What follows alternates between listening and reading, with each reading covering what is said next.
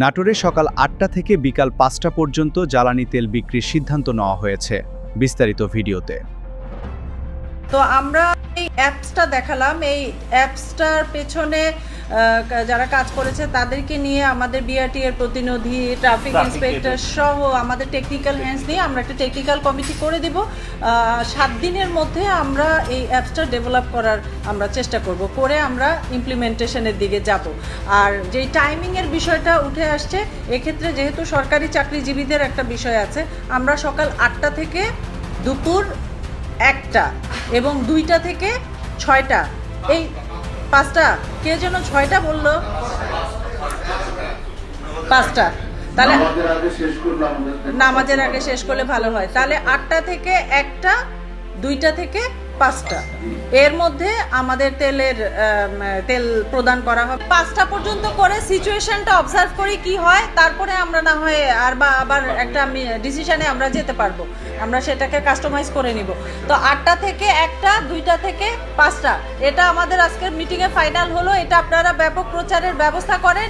আমাদের একটু আমি কথা শেষ করে নিই। এটা আপনারা ব্যাপক প্রচারের ব্যবস্থা করেন। আমাদের ইউনোরা কি লিখতে হবে সেটা আপনাদেরকে জানিয়ে দিবে।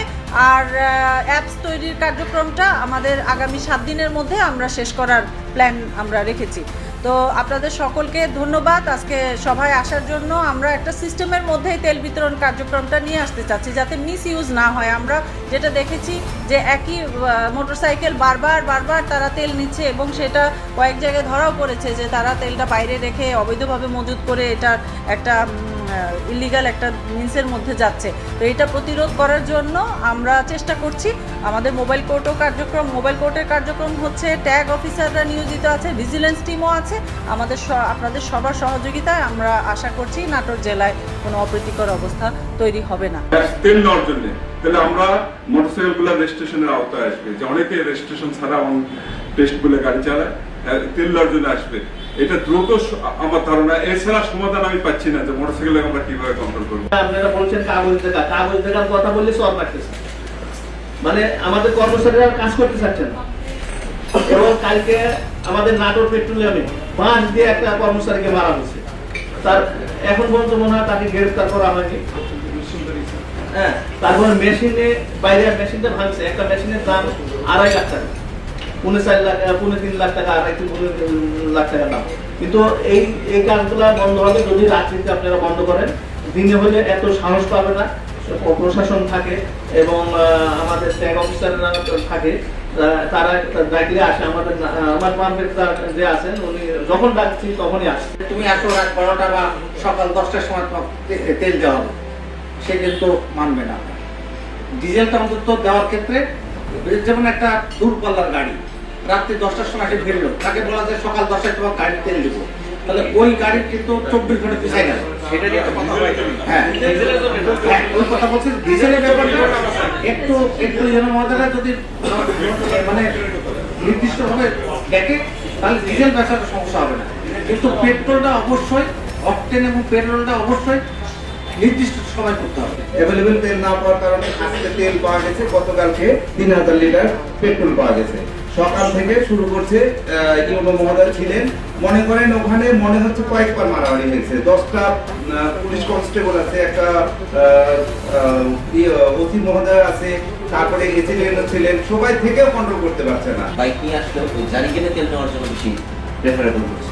তারা খুব প্রেফার করছে যে আমি জারি কিনে তেল নেব। কৃষক এক লোক আসছেন, সুন্দর প্যান্ট শার্ট করে আসছেন, বলছেন তিনি কৃষক, তিনি জারি কিনে দাঁড়িয়ে আছেন, তিনি তেল দিতে পারেন। তিনি স্যার এখানে কেওয়াজ তৈরি করেছেন, আমরা তৈরি করার জন্য চেষ্টা করেছিলেন, আমরা সেটাও নিবৃত্ত করেছি। কিন্তু স্যার এই যে জারি কিনে তেলের যে বিষয়টা, পরবর্তীতে আমি বলবো যে আপনি মেশিন নিয়ে আসেন।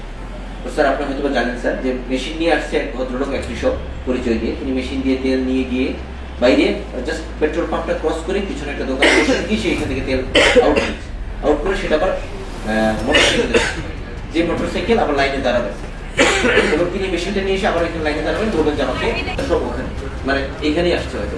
এখন যখন শুনছে যে নরনাঙে তেল দেওয়া হবে, তো ওখানে তেল দেওয়া হবে, তাহলে স্যার এইখানে আসার পাশাপাশি স্যার আমি কয়েকদিন আগে খাজুরা আমি গিয়েছিলাম স্যার, সেখানে দেখলাম স্যার প্রায় 100-150 লিটার ডিজেল পাওয়া গিয়েছে এক ব্যক্তির কাছে, তিনি 120 টাকা করে বিক্রি করছে। তো আমি ইনস্ট্যান্ট দাঁড়িয়ে থেকে পুরোটাকে বিক্রি করে দিয়েছি। আমি জিজ্ঞেস করলাম তেলটা কোথেকে আসছে, স্যার আসছে নওগাঁ থেকে। এবং আমার ওই অঞ্চলে অধিকাংশ তেল আসছে স্যার নওগাঁ নওগাঁ থেকে। অধিকাংশ তেল স্যার ব্যারেলে ব্যারেলে তেল আসছে স্যার ঢুকছে নওগাঁ থেকে আসছে। অ্যাপসটা যত দ্রুত বাস্তবায়ন করা যাবে তত দ্রুত আমাদের হচ্ছে এই বাইকারদের সমস্যাগুলো সমাধান হবে। আসল দুঃখজনক বিষয় হলো সত্য স্যার, কৃষক যদি স্যার তার ওই যে মেশিন নিয়ে এসে তেল দিতে আসে, এটা হচ্ছে কৃষকের জন্য অনেক কষ্টকর হয়ে যায়। ডিজেল যেটা হচ্ছে কৃষক, এই কৃষকের জন্য আমরা কিছু করতে পারি কিনা এটা একটু নাটোর জেলার সকল খবর পেতে পেজটি ফলো করুন।